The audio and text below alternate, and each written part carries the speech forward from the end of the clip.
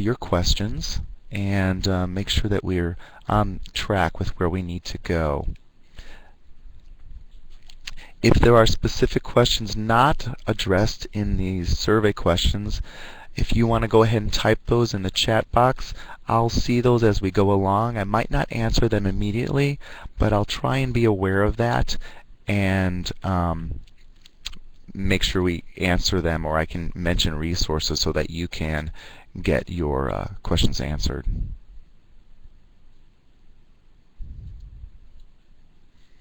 Okay. While I'm looking this over, I'm going to pass the baton, so to speak, to Barbara, and she's going to do a little bit of housekeeping and let you know a little bit more about how this virtual classroom would work. Are you there, Barbara? Thanks for the lovely music. It was nice to have that going while we were waiting. So I hope most of our folks are here. We're going to forge ahead. Just looking over the responses about reading levels. Looks like we have a few people who work with folks who are beginning or low-level readers as well as intermediate. We'll talk about that. We have a few of you guys who use 3 groups. Some of you have 4, and about a third of you don't use groups. Looking at the initial needs assessment, it looks like about a third of you check where your folks start in terms of vocabulary, about half fluency, a third comprehension, and some of you take time to check out student attitudes and reading and create an interest survey. All right. And 1 out of the 8 of us have gone through the STAR training or EBRI Institute. This is just information to help me gear my instruction and my comments as we go through today. So, I want to begin. Let's go for it. What I had you do was basically what's happening on the screen. I ask you a number of questions. Let's move on to our guiding questions. These are questions I'd like you to be able to think about now and as we go throughout and ultimately at the end. Number 1, how do you know how well your students read? How do they know? Number 2, how do you and they know they are getting better or where their challenges remain? And what are different times and effective ways to monitor student learning? Okay, I would like to do an initial assessment of you guys, and I would like to ask you in the chat pod, actually excuse me just a moment. Okay, in the chat pod, if you would take about 30 seconds to a minute to respond, how do you know how well your students read?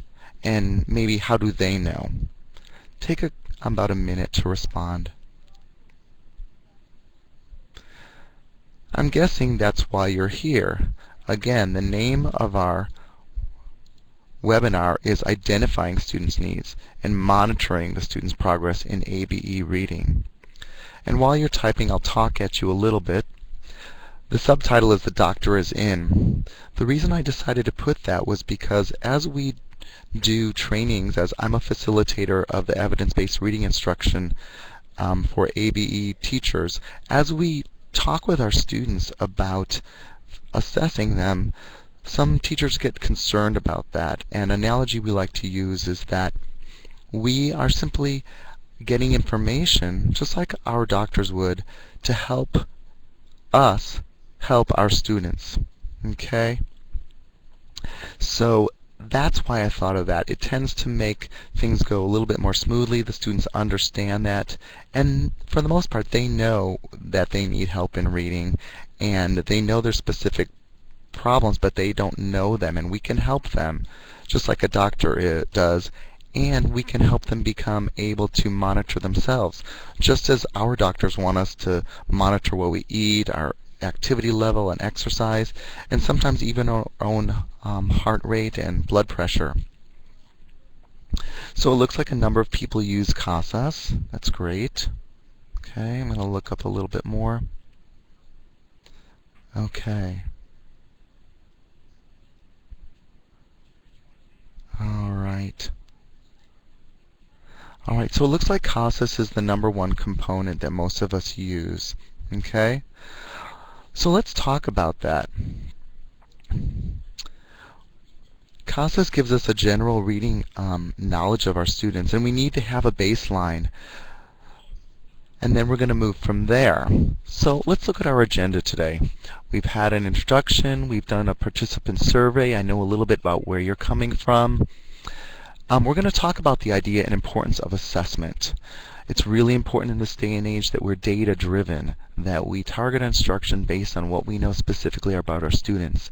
And there's some key terms that come up when we do that, when we talk about assessment and testing. We'll look at those quickly. We'll talk about the types of assessment and monitoring. We will talk about monitoring learning in the 4 components of reading. And I didn't put this as a bullet point, but this is probably really more important. Because we come from a lot of different backgrounds, we're really going to focus on monitoring learning in general. How do we as teachers know what's going on in our students' heads? As I said, if we look back for a moment, I'm sorry, we'll see this in the next slide. What's happening? How can we better address the needs? And again, we'll finish with some conclusions and resources. Okay, so let's talk about the idea and the importance of assessment. If you have, you can see the picture. There's a doctor talking to a patient, I presume. If we have some pain in our upper body, in our chest, we don't know what it could be. It could be just, we ate something bad, or it could be something related to our heart. So we want to know what's going on. We see our doctor, and related to reading, our students want to know what's going on with them. So assessment helps us identify needs and determine remediation. What exactly needs to happen? Is it an antacid? Is it a chest x-ray? Is it something more serious? And important to remember is it's a team effort.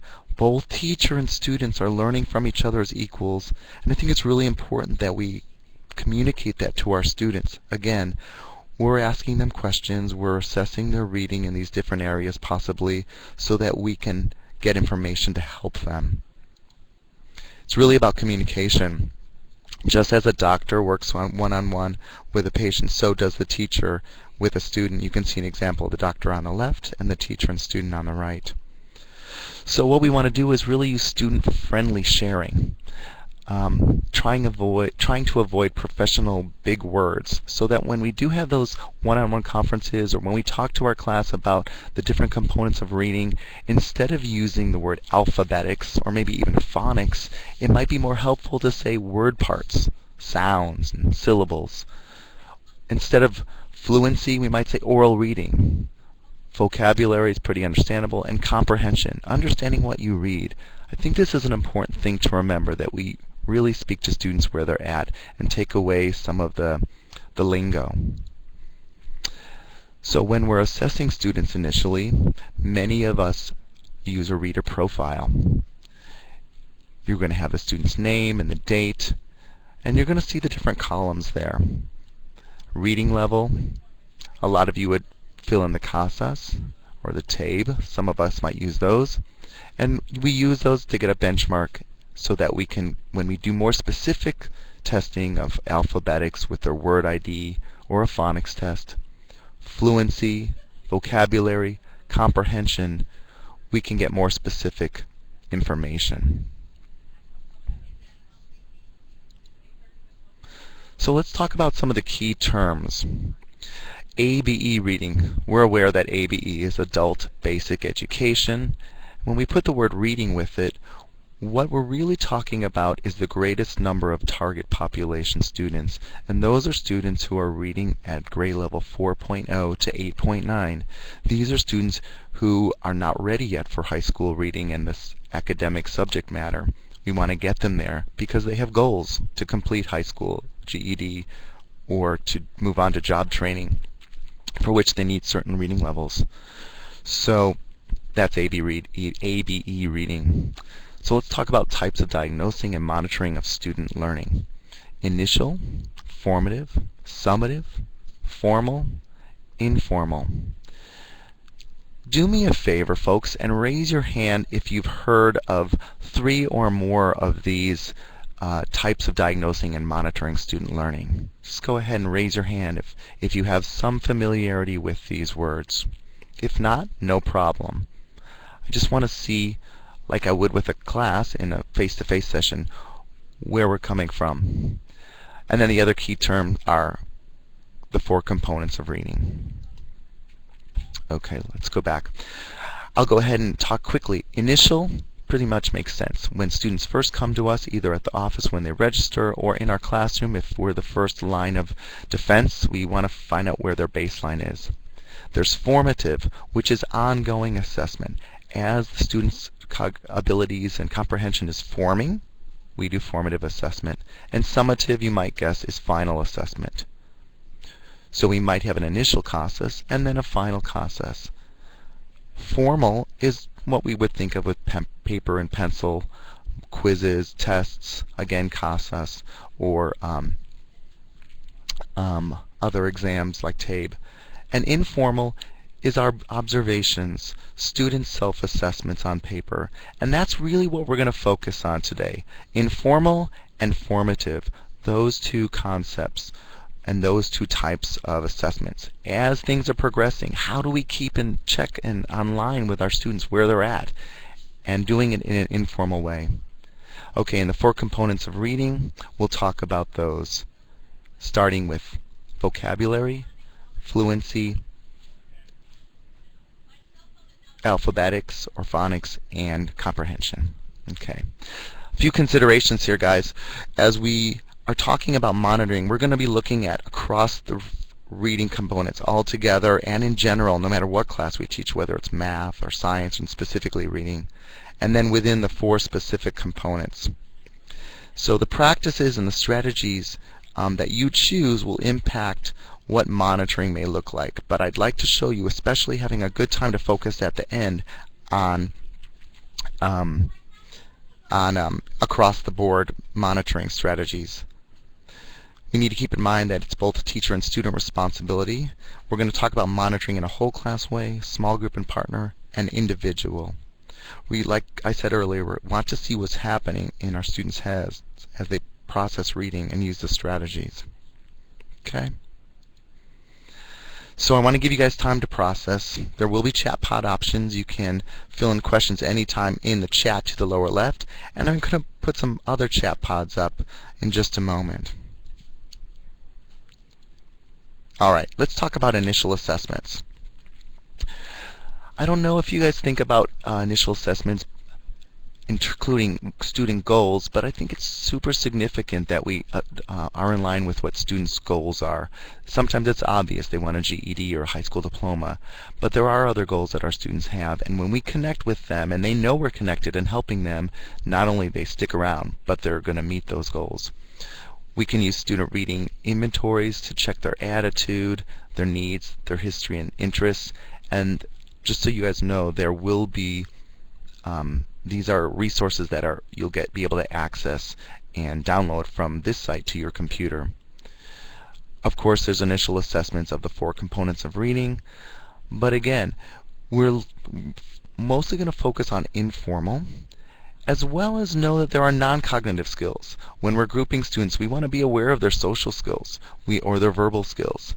And when we're looking at students being able to complete checklists or activities, we want to know their school skills. Some people call these their executive skills. Initial assessments, super important. I mentioned goal setting and learner persistence. It's important that we do an initial goal setting, that we have a follow-up. And the question comes up then, as good teachers ask, well, how can students articulate these and monitor them? So one suggestion I have is to create a chart for your students, and maybe many of you already do this. My goals for, and that line would be this term, or this month, this week even. Probably long-term, considering that the 4 topics are education, work, family, community. Of course, this is just one example. You can take and use this, adapt it as you want. But I think it's important when we do goal setting that, as you can see in the lower left corner of the slide, it's a SMART goal, that we help students create specific, measurable, action-oriented, realistic, and time-bound goals. An example is by a certain date, I will, specific goal, by what. So for example, by June 30th, I will complete the GED prep so that I can pass the test with a passing score. Real general example, you guys get the idea. All right, so let's get into the 4 components of reading. Let's talk about the assessments. We're going to look at the what and the how. You're here to find out how to do these things. Before we talk about vocabulary, I'd like for you to look with me at another layout. Okay? I'd like for you guys to do a little self-assessment. Okay? One of my goals for you today is that you see ways that you can help students be self-monitoring. So what we're going to do is I'm going to give you a little pre-test. I'd like for you to start with vocabulary. Let me see where my question is, Barbara. I'm looking for the assessment of, hang on, excuse me folks, want to make sure that I give you the right question here. There it is. Okay, so let me advance the screen. I'd like for you to rate your own knowledge about monitoring your students for this reading component. And when I say this, I'm talking about vocabulary. Do you feel like you are developing, this is really new for you, monitoring students' vocabulary? Do you feel like you're pretty proficient? Or do you feel like you've got it, you're exemplary, you know what you're doing and specifically how to get information on monitoring students and vocabulary? I'll wait a moment.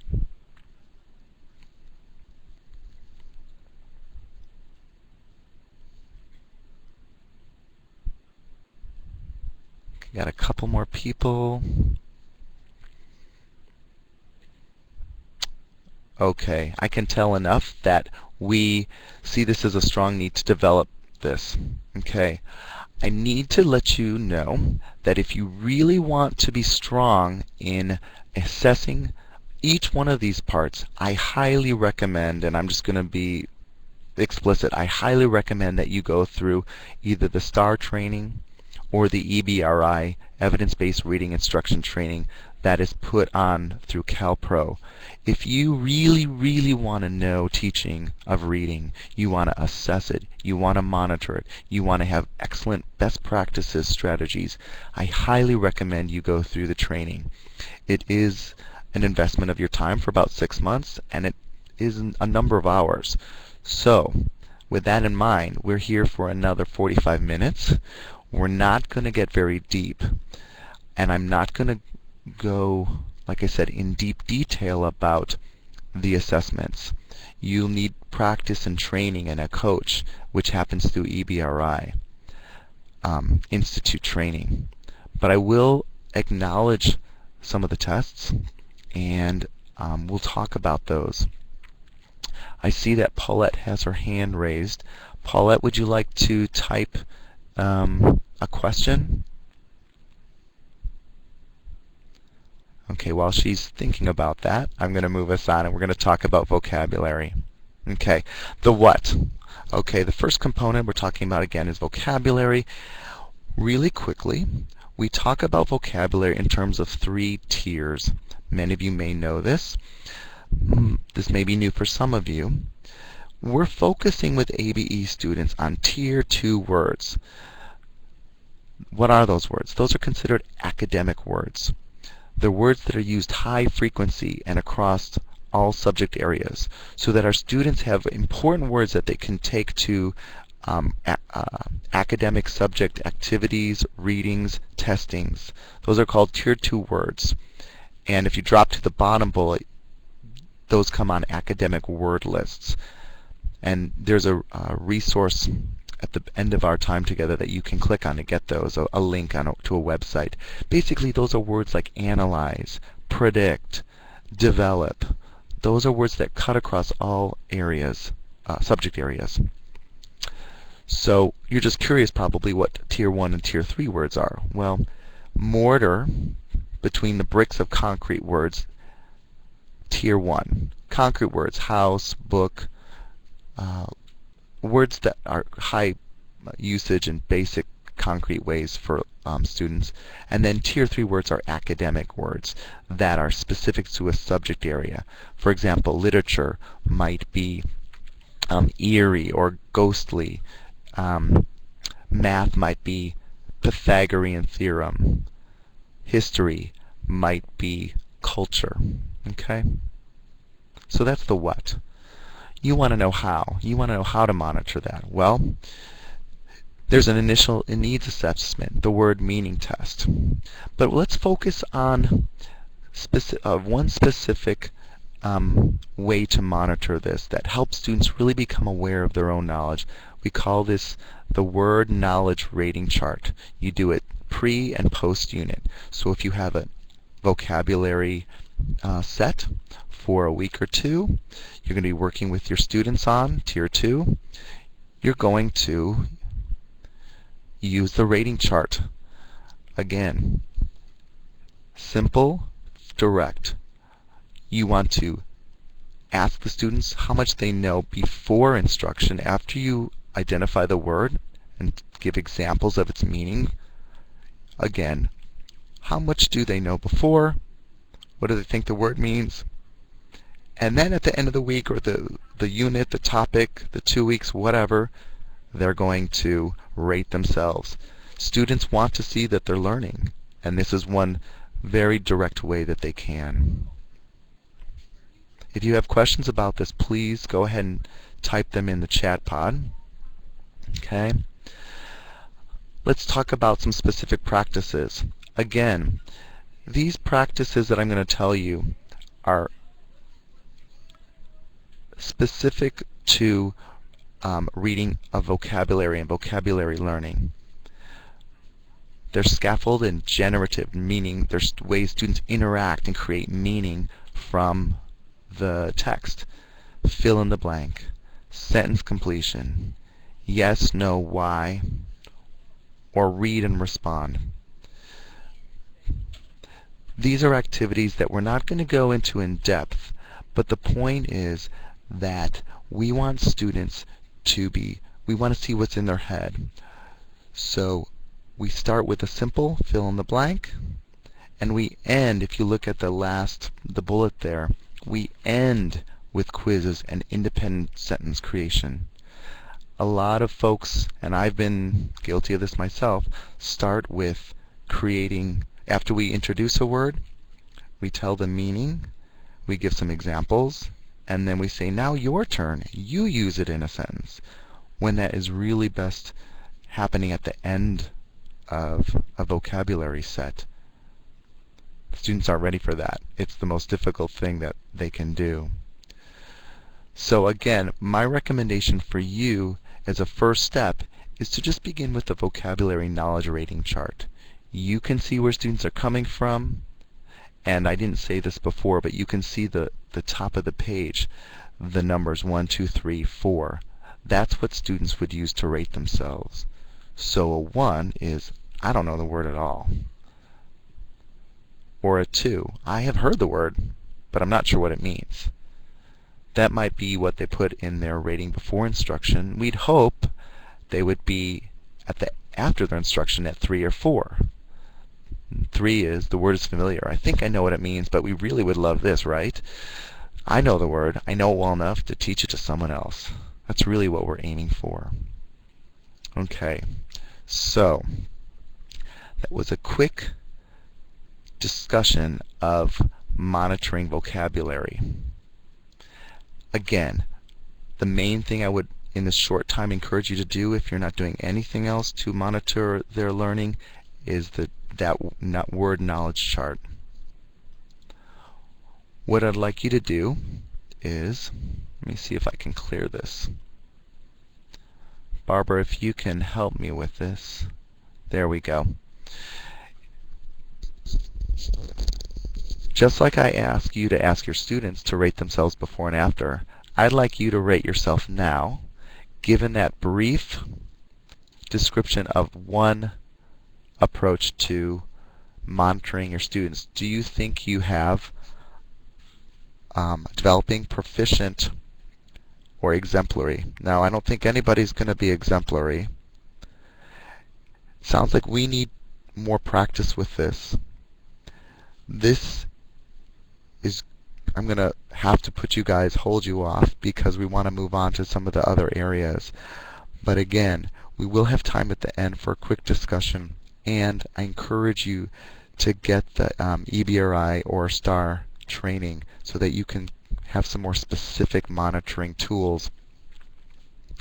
We don't have time for that here. Okay. Thank you, guys. Barbara, if you can clear that, let's go on to the next component of reading. Okay.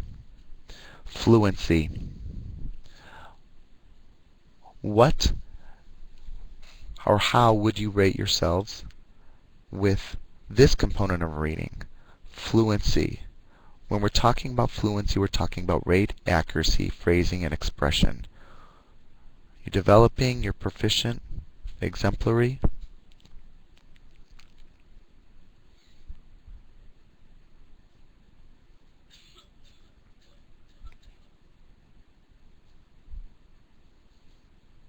Okay. All right. Let's talk about monitoring. Again, I'm making the assumption that you're going to have an idea of where your students are starting from so that you can group them to work with them at their proper reading level.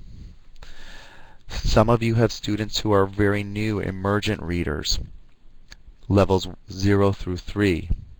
Some of you have all what we call ABE, 4th through 8.9. Whatever the case, I'm going to show you talk about with you two components for fluency, or two monitoring approaches. The first is marked text, or phrase chunking, and the next is collaborative reading. There are a number of activities out there, but I want to give you the activities that give you the most bang for your buck for the most students at one time. Keep in mind that these are activities that you do with a small group. You wouldn't do these with your whole class. You would work with a small group while your other groups are on task and something that's appropriate for them at that point. Let's talk about marked text and phrase chunking. All right. After you do initial needs assessment, you would want to do the first thing that's most helpful for students is marked text. Why? Fluency is about phrasing, and we tell our students that fluent readers are readers who read like they're in a conversation. They put not just word after word after word, but they talk in groups of words. And here's an example of a short piece of text about laughter. We'll talk about where I got this from in just a moment. But what we're wanting to do is model for students and give them something they can see that helps them know how to break up sentences and long strings of sentences in a paragraph. Keep in mind that the lower the level, the fewer the sentences, and the shorter the sentences you're going to use. So if we look at this text, you can see that there are markings, slashes. At the end of sentences, we use 2 slashes. That's a big stop. And in the middle of sentences, we use 1 slash. That's a small stop. You don't have to get into why we're making those slashes with your students. It's best to just give them the reading that's already marked for them and model the reading to them. So we would have this all done in advance, and we would give the reading appropriate level to the small group of students. So for example, the students would listen as the teacher were to read. A laugh a day may keep the doctor away. Humor is good medicine. Research has shown many benefits of laughter. It helps keep our mind and body healthy. It relaxes our muscles and increases circulation. Laughter increases oxygen level in our blood and lowers blood pressure. It also boosts the immune system. Infections are less likely to strike if we're laughing. Alright, so you can see that I broke it according to the slashes. What we would want to do with our class, in that small group I should say, is to read one sentence and have them repeat, paying attention to the slashes. We'd go one sentence at a time, teacher reading, then students echo reading back.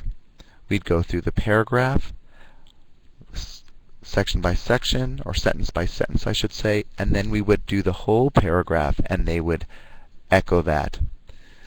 Then we would have students do guided practice with partners or in that small group, and we would listen.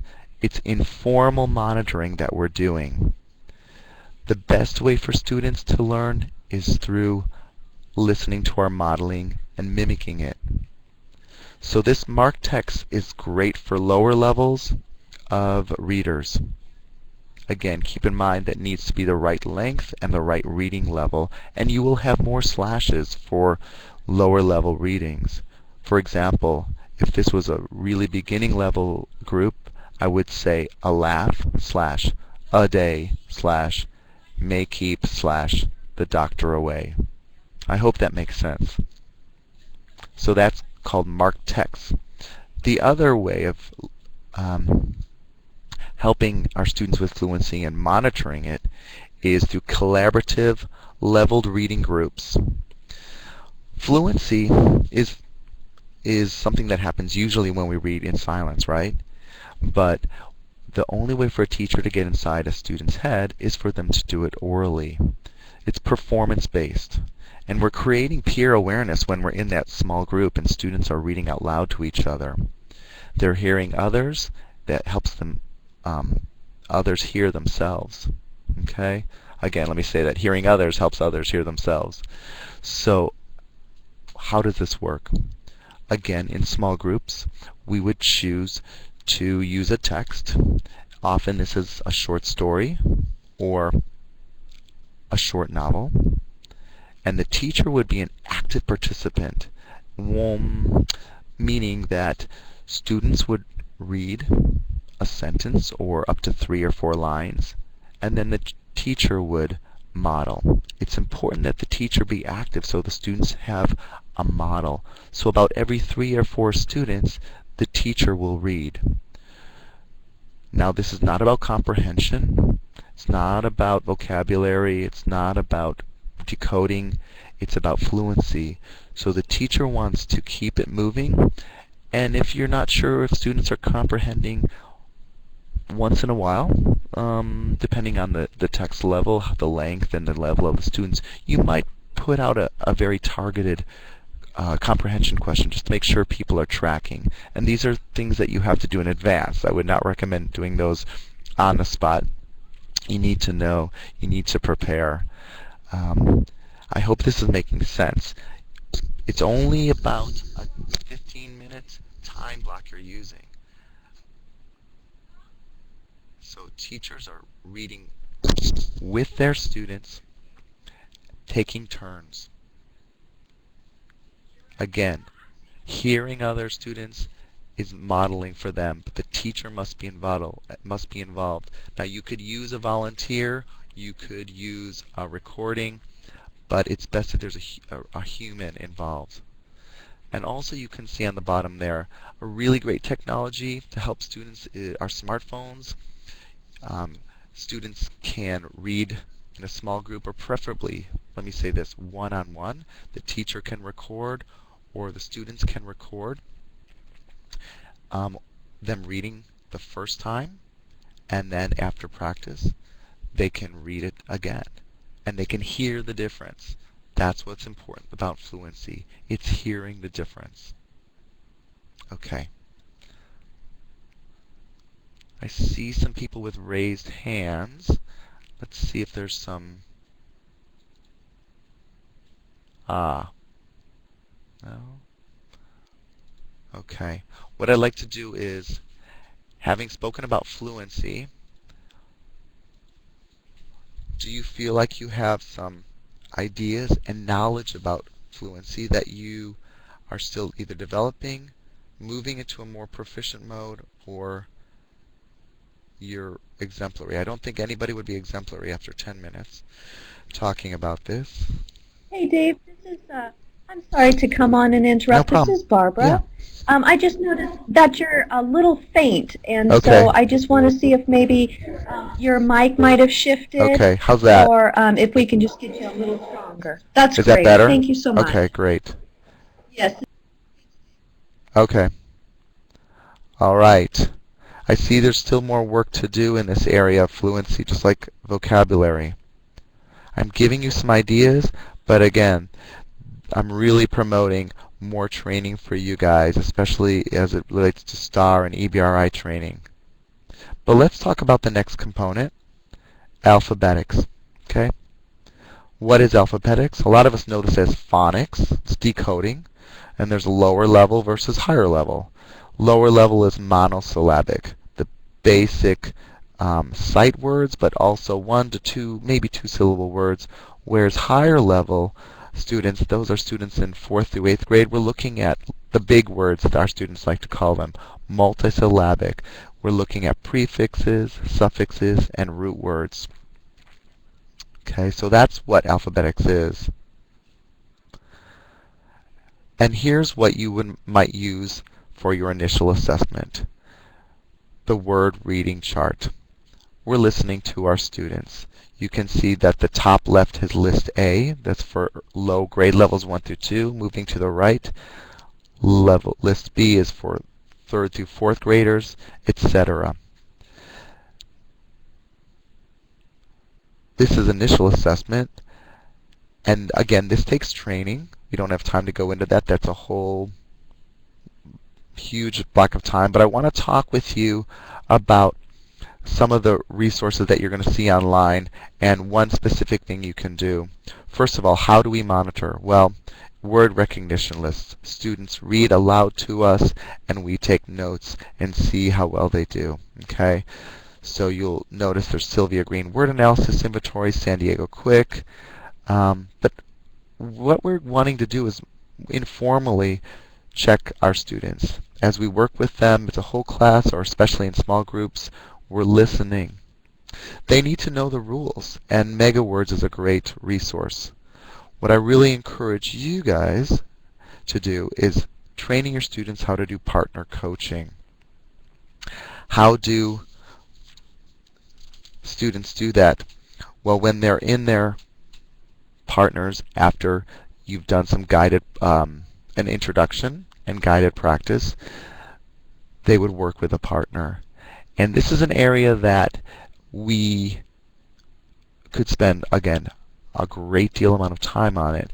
But what I really want to focus on is what you are doing, monitoring, like I said, in the formative way of doing assessment. We're not talking so much about initial and summative, but when you have words, if you're working with lower level students that are monosyllabic, you're wanting to have students use those syllable rules. With the higher level students, you're wanting to do the multisyllabic words. And students need to know how to divide those words using slash marks, and they need to know that prefixes bring meanings and suffixes bring parts of speech. I'll say that again. Prefixes show meaning,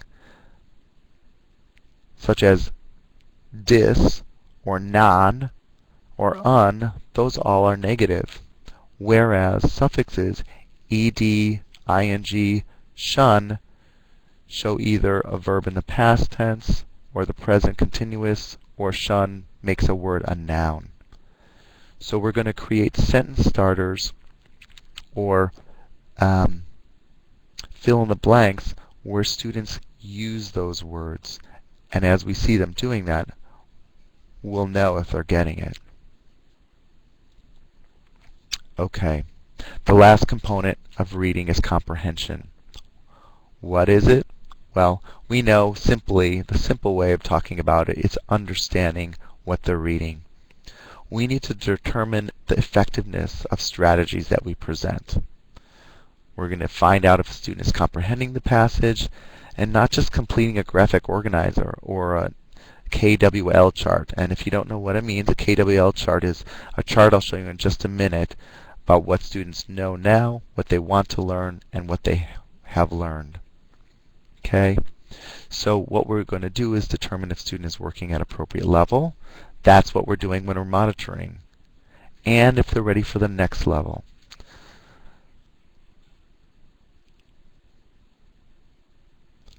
We want our students to engage with the text. Our reader is connected, and we want to know if our students are connected. So one of the best ways is through graphic organizers. Using graphic organizers, we can see if students are asking questions, if they're using their background knowledge and identifying and connecting ideas within the text, if they understand the structure. Is it sequential? Is it narrative? Is it cause-effect?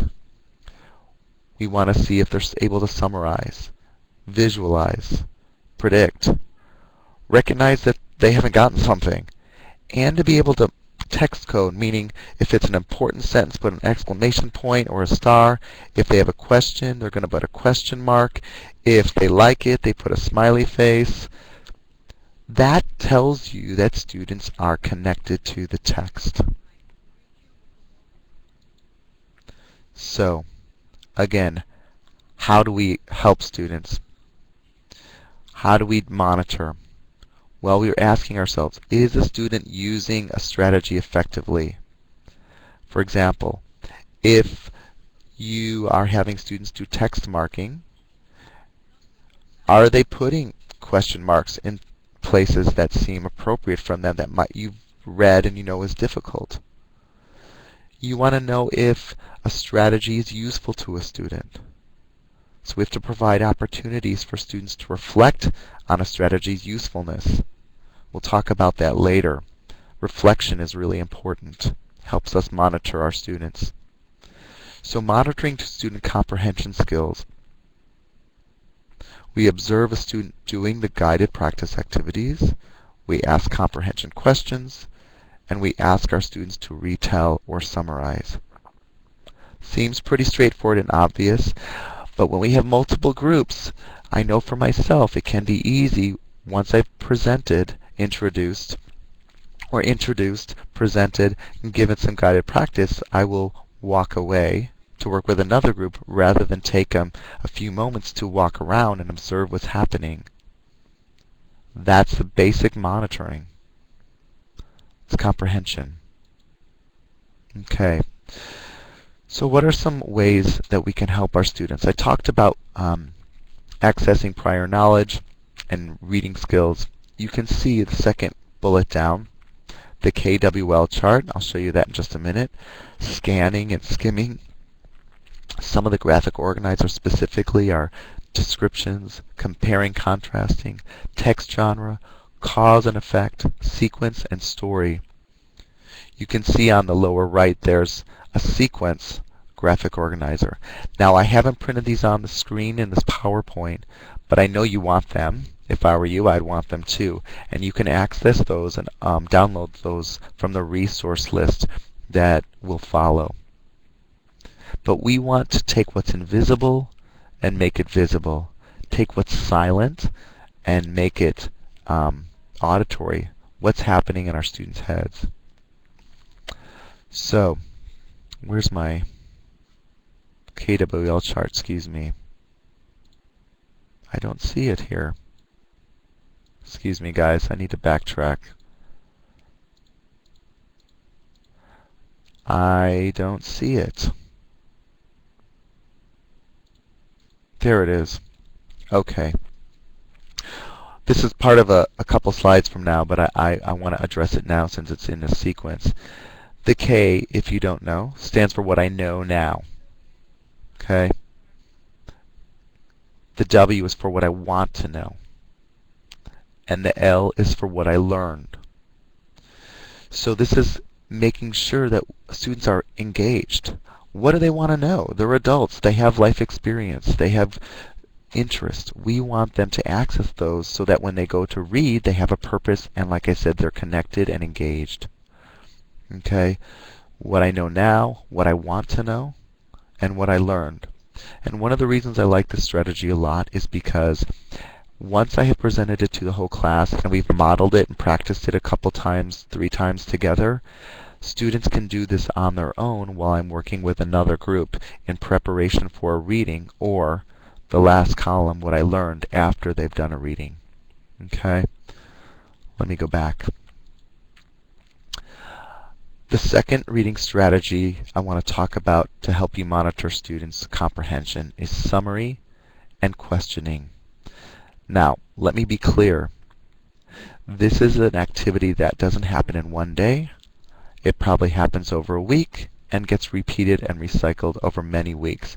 If you've been teaching reading for more than a week or a month, you know that summarizing and questioning is very difficult for our students. But we can help break it down for them. We can make it visual for them and for us to help monitor what's happening. So, the procedure. Having chosen a level appropriate short reading, we would model with a think aloud each one of the things in the 3 columns. First, the topic of the paragraph. So the first row across under the dark blue, the light blue, would be paragraph 1. The next row would be paragraph 2. And we probably would want to stop there, maybe have paragraph 3. Not a whole lot more than that. The topic is 1 to 2 words. We model it with a think aloud. We ask students to work with us after, when we do it together, before we ever have them do it alone. And we're not going to do that until they've worked in groups and partners. So that's the topic of the paragraph. That could be a whole week, 2 weeks, 2 months. We might then add on the most important idea about a topic. This would be a sentence. So if the topic is St. Patrick's Day, the most important idea in the initial paragraph might be the date is March 17th and it comes from the country of Ireland. We would stop and repeat that procedure with our students. The final column is a question about the topic. We know from the research that if students can make up a question about a topic, they get it, and more importantly, they retain the information. When I've used this X strategy with my class, when we've done it and put it aside for the day, I can bring it back the next day or even a week later, and if they've been part of the process for writing the questions about the topic, they remember it. It's not rocket science, as you know, but it's super important that we model it. We want students to ask questions and be engaged. Again, this is an activity that would happen with your class. First, I would model it with a think aloud. I would, after I've done several examples, include students. Then when it seems appropriate, I might put them in small groups or partners, and definitely walk around as they're doing this. Again, we follow that sequence. I do, we do, y'all do, and finally you do. Okay, so we talked about KWL charts as an example of graphic organizers, and we talked about the summary and questioning. Okay. What I'd like to do is spend a few minutes talking about basic, quick comprehension checks. So no matter what competency you're teaching, or what component of reading, even what subject matter, you are aware of what's happening in your students' heads. Do they get it? First bullet, hand and body signals. Many of you probably already do this. Many of us can do it even more. Thumbs up, thumbs down, or a fist. Thumbs up means yes, down no, fist means I don't know. we can put a yes/no question out there. And this is immediate response from our students. Every single one of them, we're aware if they get it or not. I want to know as quickly as possible every student if they get it or not. When I say for the second idea, fingers, you can see the example in black and white on the right. The person has 3 fingers up. What I like to do when I'm working with comprehension questions or practicing for a CASAS test, you know it's a multiple choice test, A, B, C, D. I want students to put A, 1 finger, B, 2 fingers, C, 3 fingers, or D, 4 fingers in front of their chest so that I can see, but it's private, so that the student who is a little nervous and shy is a little bit protected, and those students who think they know everything, their hands and fingers and answers are not out there in the sky for everyone to copy without thinking. So again, it's safe and it's also more effective. That's what I will model that strategy with students, and then I want to see what if they're getting it. The next bullet is long, short, thick, thin. I have students put their hands up like they're showing how long a fish is.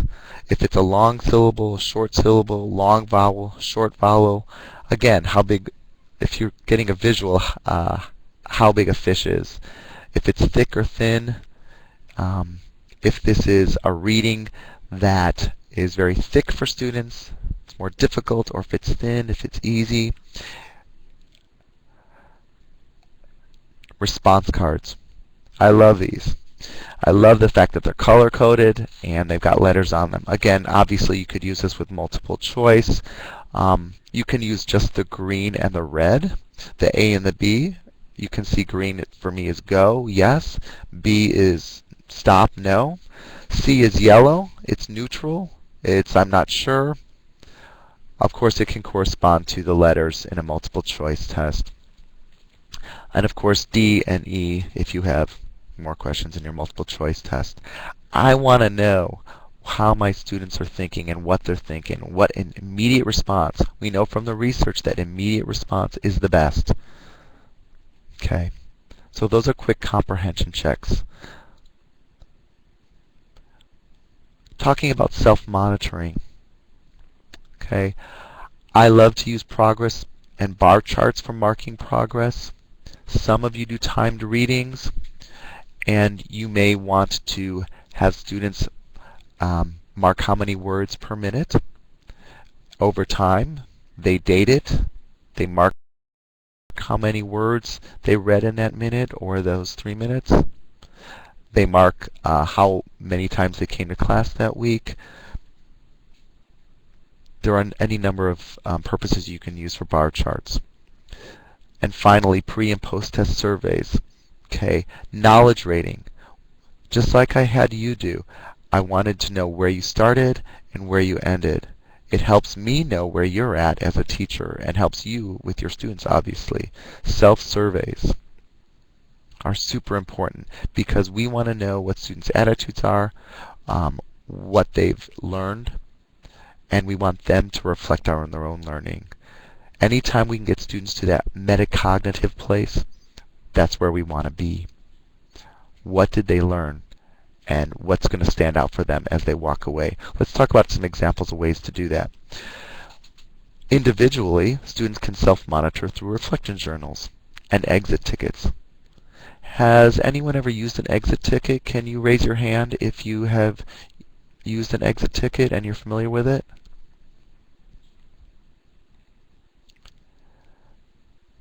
Simply speaking, I'll just go ahead and jump to the chase here. Exit tickets are small, they could be Post-its size or small index cards that students tell me what they learned. Beginners can copy it from the agenda on the board. Higher level students can say what they learned and how they're going to use it. Okay. It's a way to get out of the class. I tell my students you can't leave until you give me an exit ticket. I want to know what you're thinking. I want to know what you learned. And also, if it's a Post-it note and you save it, students who were absent the day before, guess what? They can read the exit tickets and they can see what they missed. Again, we're putting the power into the students' hands. So that's individual self-monitoring. Partner, oh, by the way, we can also use checklists. I know some of you have probably used checklists. If you have, go ahead and raise your hand. I can see if that's something that's really common. I don't believe I put any on the resource list, any examples, but I can speak with Barbara or Catherine after and see if it's possible maybe for me to get emails. I can send you those templates. Okay, so reflection journals and exits are used generally with individuals. Partners, okay. My mantra is tell a partner. Instead of being at the front of the room like I am now without getting feedback from you, I want my students to get feedback from each other, which gives me feedback. So instead of who can tell me or does anybody know the answer to this and one person responds and everyone sits passively, I always say tell a partner what your answer is for whatever, or tell a partner why you said this. Or if you want to get the whole group involved, a round robin. It's called round robin because people talk in a circle. You give them a specified amount of time and you say share your answers. You've got 30 seconds to 5 minutes, go. The more I can get students responding and talking to each other and processing the learning, the better. And finally, small group accountability. Students have conversations with people who have goal affinity groups. Remember, or who has shared the same goal. Remember earlier I talked about the goal descriptions each student has. They created that paper early on in the PowerPoint. You can use those as a teacher to group your students. Those who are working on getting their GED by a certain time, those who want the high school diploma, those who have occupational goals. Creating times for students to process and talk with their peers. And we as a teacher can walk around and hear what's going on. Okay. It comes down to communication. Just like our doctor communicates with us, and we, if we care about ourselves, we communicate with our doctor, so do we with our students. And the more we can engage them in communicating with each other, showing what's invisible with graphic organizers, with their hands, with fingers, with cue cards, and making auditory that which is silent. Partner work, reading aloud, collaborative reading, the better our chances are that we're going to be able to diagnose and monitor our students. So there's a number of resources at the end of our time together. Barbara will put them up on the screen. Probably this brought up more questions for you than answers. Again, I really encourage you to see if you can get training through there you go. If you want to download the resource list, I highly recommend it. I'm going to move that a little bit, Barbara, okay? But I am open to your questions. Please email me.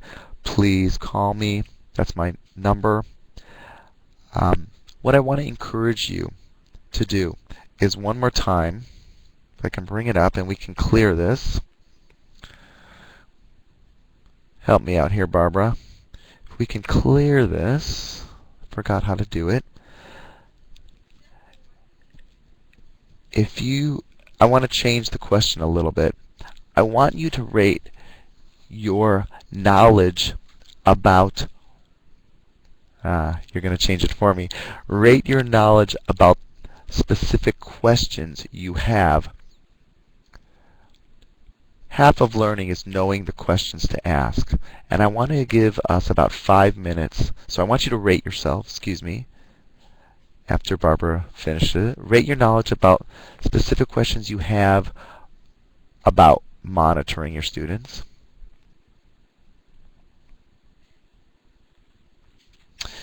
do you feel like you know more questions to ask now and to pursue? And then I will answer them the last time together before we go. So please talk to me. Type your questions in the chat area. A lot of what I'm seeing is that we need more training. We need more information about how to do this. And again, I'll say it again, if you can get access to an EBRI Institute community of practice in your area, I highly recommend it. You will come away from that knowing how to assess all the elements of reading, how to give your students strategies, and how to monitor them.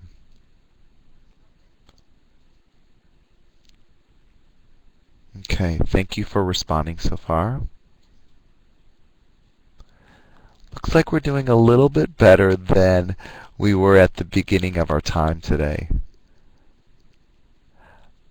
My encouragement is to look over the parts of the PowerPoint that are related to overall monitoring, quick comprehension checks, and encouraging student interaction. Okay, I'm seeing that I have been missing your comments. Okay.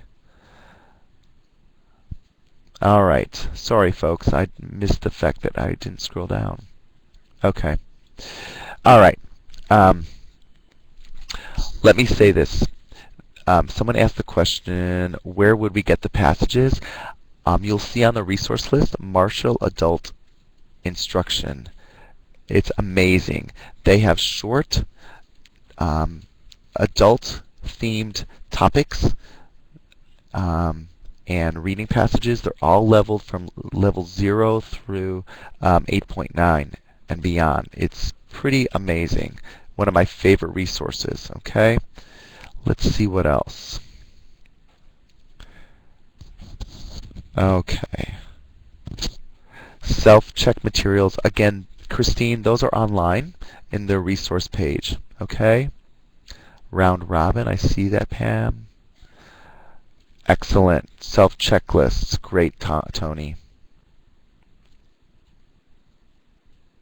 Okay. Catherine has recommended the CalPro resources, and that's the other thing I wanted to say. I'll just go ahead and give it an oral comment here. The virtual workroom, best practices in ABE reading, amazing, super helpful.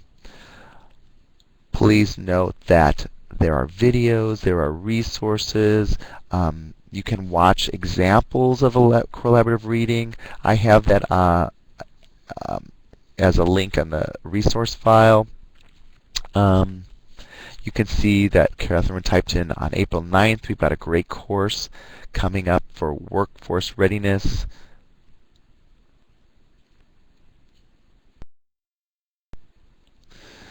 Tony, great to hear that you've been doing this stuff already. Sometimes it's just a matter of putting a name on them.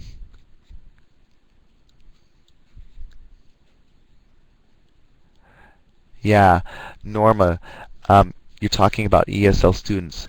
I want to be clear that the strategies we're talking about are really, in terms of the components of reading, are really geared towards students who are in ABE, native speakers or former ESL students who have graduated the program but are needing to up their reading ability.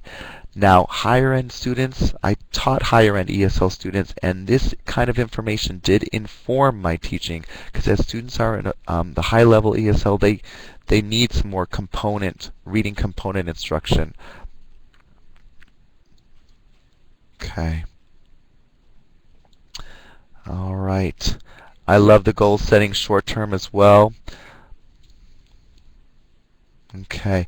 I do, yeah, Catherine is mentioning the archived webinars besides today. I highly recommend you see Guillermo Verdin's and Jennifer Block's on the basics of ABE reading. Okay. I can see that it is 4:15 now. I want to thank everybody. I'm sorry that this is a setting where I can't get your questions as well as I would in a classroom, but so much appreciate your taking your time to find out what the questions are and find out where you can get some resources and answers so you can help your students. Thank you, Pamela, Ron, Sandra. I'll be online here for a little bit longer. If you want to let some people go and ask specific questions, I'll hang out till about 4:30. And we can take it from there. Specifically, you have my contact information. Please feel free to use it. Look forward to seeing you online or at future CalPro trainings.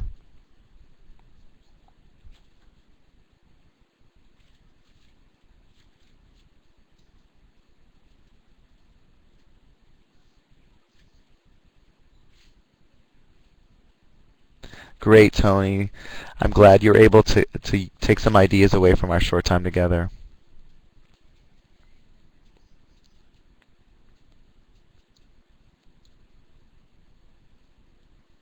Super, Susan. Thank you.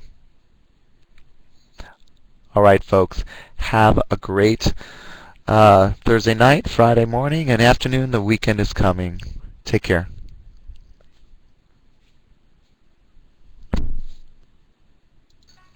This is Catherine, just wanting to add a great big thanks and round of applause to Dave. It was a wonderful session. I learned a lot, and I'm sure everyone else did too. We hope to see you in our electronic community of practice, and I'll send everyone a follow-up email message to give you directions to where you can continue the conversation and also watch a video of this, access the resources he was mentioning if you didn't do that here today, and continue. All right, very good. Thank you so much. Bye-bye. Thank you, Catherine.